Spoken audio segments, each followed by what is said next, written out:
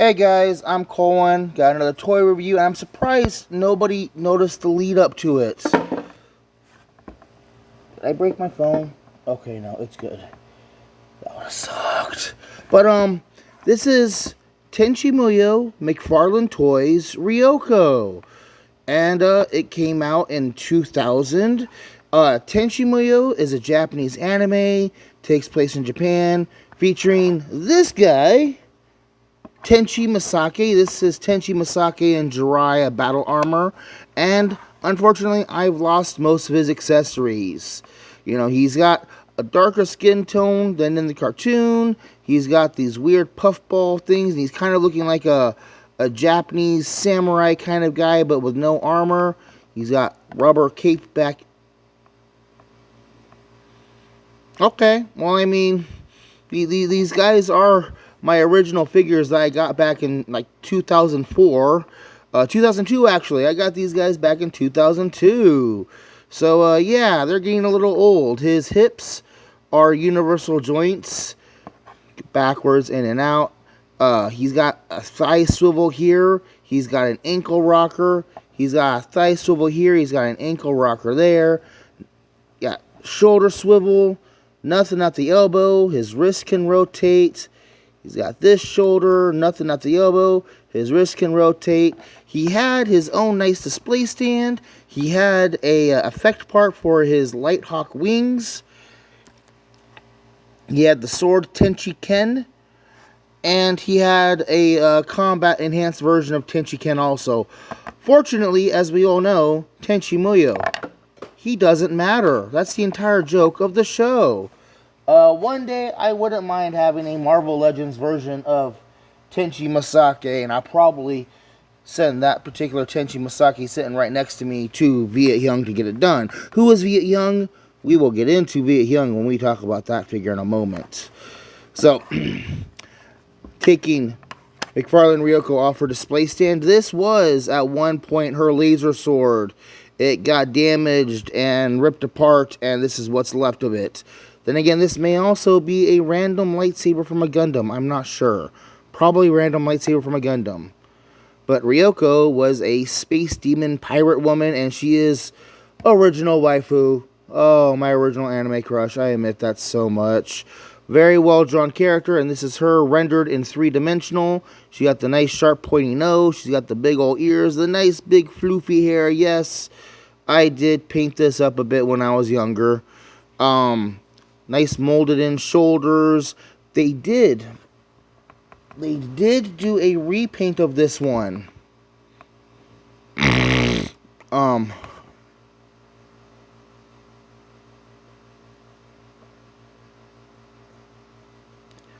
on.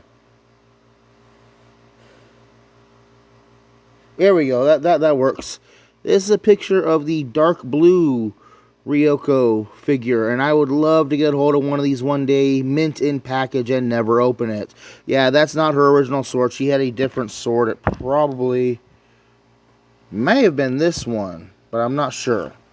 Okay. So, like we saw with the Tenchi figure, she has very limited articulation. She's got a swivel at the neck. She's got a nicely molded bust. You got to mention the bust.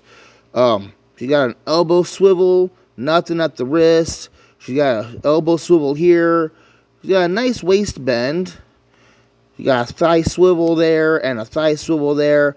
Unfortunately, even though she's got 1, 2, 3, 4, 5, 6 points of articulation, only one of them's really worth anything. So it's a really nicely crafted figure, nicely painted, nicely representing her outfit. Remember, this figure is going on 20 years old. I have had it in several homes. It's been in storage several times. I've smoked around it. Her cape, nightgown, skirt thing used to be bright, pure white. Let me go ahead and stand her up as best I can to bring in Film Noir Spider-Man. Do I have that Figma stand here? Here we go. Let's take her off her original stock display stand, and let's use a Figma stand for this. Oh, and quickly, yes, this is the little Ryoko that came with her. She's got nice fur molded detail all over. She's got nice actual molded separately whiskers. Yes, several of mine have broken off. Mine's gotten a little dingy over the years. Her feet have all broken off at one point, and I think I lost that foot.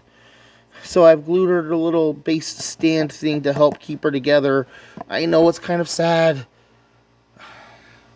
I want to say McFarlane Ryoko was an import figure back in the day, and she was like $15 when I got her at the anime shop that I frequented. We have here next to Soda Can, Film Noir Spider-Man, Scourge, and Hubcap.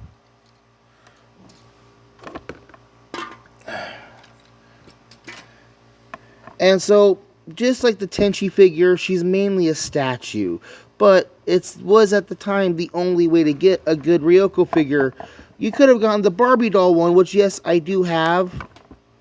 I just lost a part of the stand there. She will, yeah, hold on. Alright, no, I did not fix the stand. However, we will move on with the review. And I will bring in here my customized, commissioned, one-of-a-kind Marvel Legends Ryoko. She has the foot peg hole in the bottom, and I can, there we kind of go.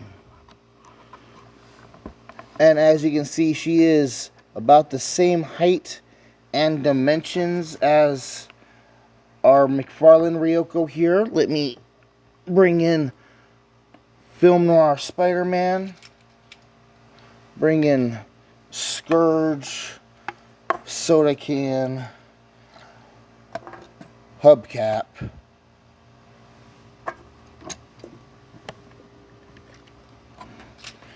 And because I'm going to try and keep this all in one shot, we will quickly transform Hubcap and put him there. And here is also the McFarlane Tenchi. So when I had Viet Young, I don't know what he used as the base mold for her, but I had him purchase another McFarlane Ryoko to use the head as part of the design.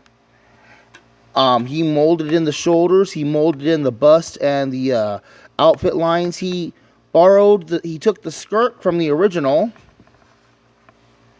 and the back of the jacket here he took from the original also. If I turn McFarlane one around, you can see.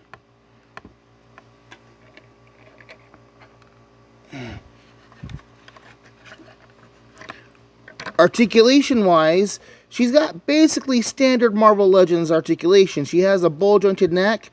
Her head is relatively easily removable. She had universal jointed shoulders, although her shoulders are a little restricted because of the puffing. I didn't mind that at all. There's a elbow swivel, a nice 90-degree elbow. She's got the wrist swivel with the wrist hinge. I did get extra accessories with her, and we'll get into the accessories in a moment. She's got a ball-jointed waist torso swivel, so you can get nice posability going on. Proper posable hips. Let's lift her skirt up. Yes, she is wearing tights underneath. She's got the ball-jointed hips with the nice thigh swivel, and look at that wonderful double-jointed knee. Oh, that is good stuff there. Ankle swivel, ankle pivot forward and backwards. Like, really, my instructions were to him were, 1, I understand you're making art. 2, give me a posable Ryoko. Like, I always wanted to be able to pose this girl in any other pose, but just was always stuck with that, you know?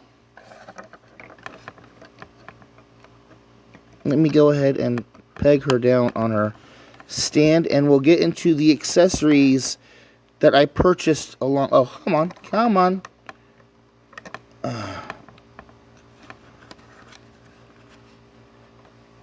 There we go. Okay.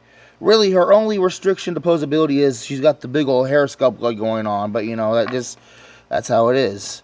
So, she comes with another hand for the other side of holding her hand out splayed. And she comes with another hand for the other wrist for gripping things. And I had him mold for me 2 round energy orbs. And how that works is she holds it up her hand like so. And there's energy orb. But the really cool thing about her having Marvel Legend compatibility is the pegs will match with other stuff. So I can take this effect part from Kaboom Girl, stick that in there, and now have Ryoko throwing a proper neat little fireball. And then I can take this other hand and borrow this effect hand part from Loki. Okay, this one isn't going to work because this one is intended for a male figure and the peg is noticeably thicker. So I'm going to instead give her one of her splayed out hands.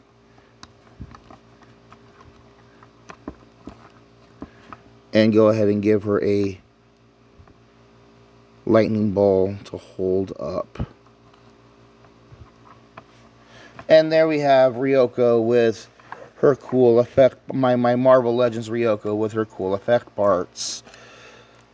Let me organize things here a little bit. Now this right here that you see her holding a lot, I'm not sure what it comes from, but to me it's kind of a stringed instrument and it plays music like an electric guitar. It's a random little effect that I think is cool. Now let me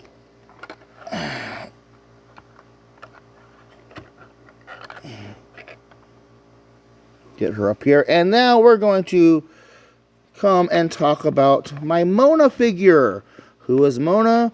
Mona is a girl I've been talking to for a while, and I showed her my dollhouse, and she told me she wanted to be a doll in my dollhouse. She thought that would be cool. Well, previously, I had ordered just the body from Viet Young, and when Mona asked to be a figure in my dollhouse, I said, okay, here's a bunch of heads, and she picked this one. This is a Jessica Jones head, and I just painted the hair white and popped it on the torso. Now, why is this figure wearing this blue outfit? Well, being an anime pervert that I am, and knowing that Tenchi Muyo has bathhouse scenes, I wanted a bathhouse Ryoko. So the idea was that I would take this Ryoko's removable head, she's starting to tilt forward on me there, and I would swap it onto a nude body. Well, let's go ahead and take a look at said nude body.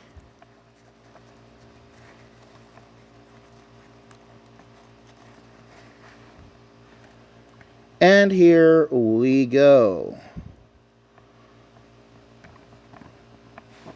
When I had Viet Young make this, I told him to just skin tone match to Ryoko from the anime. And unfortunately, the way the paint has mixed and affected with the plastic, it made it susceptible to like gather a lot of ash and soot. Remember, I used to smoke directly around this figure at the last place I lived. So she has gathered up a lot of soot and ash over the years.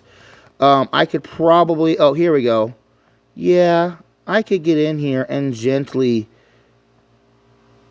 I could get this all cleaned up if I took the effort to do so. But I would be afraid of damaging the paint underneath. So it's got standard Marvel Legends articulation. I did request that he paint this nice lotus flower tattoo on her side there. So that's enough there. We're going to go ahead and get her dressed back up again.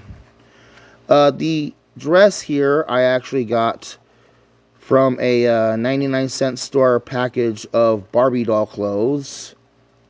And I have some others stashed away somewhere else.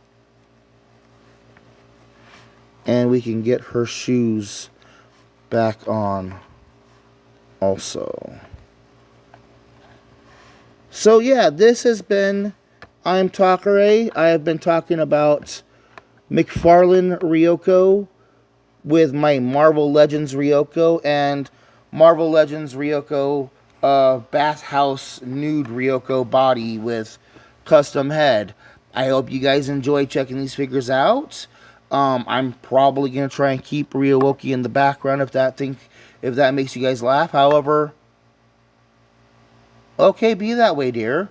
This Ryoko is probably going to go back into storage. The other two figures are going to go back on the couch. So, thank you for watching. Should you get your own McFarlane Ryoko? Yeah, no, they run for about 20 bucks a pop. If you're a fan of Tenchi Muyo and Ryoko, go grab one. They're a good figure to have. Limited posability, but it does look nice. Should you go out and commission your own Tenchi Muyo Marvel Legends Ryoko?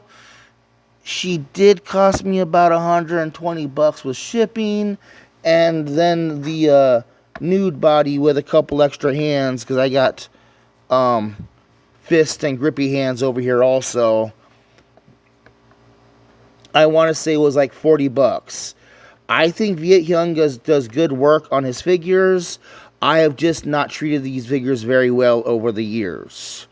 And that's kind of like the give and take of Marvel Legends custom figures. The paint's going to be a little bit weird when you get them, and there is going to be chipping and whatnot. But to have your own unique figure, I honestly wouldn't mind having me make more figures, but I can't afford a $120 figure right now. You're paying for art, not a toy. When you get the figure, you pose it on the shelf, you let it look pretty, you let it look nice, okay? I will put a link to Viet Hyung stuff down below, and I will send him a copy of this video when I upload it. Again, I'm Colwen. This is McFarlane Ryoko, Marvel Legends Ryoko, and Extra Body. These two commissioned by Viet Hyung. Thank you for watching. Bye-bye.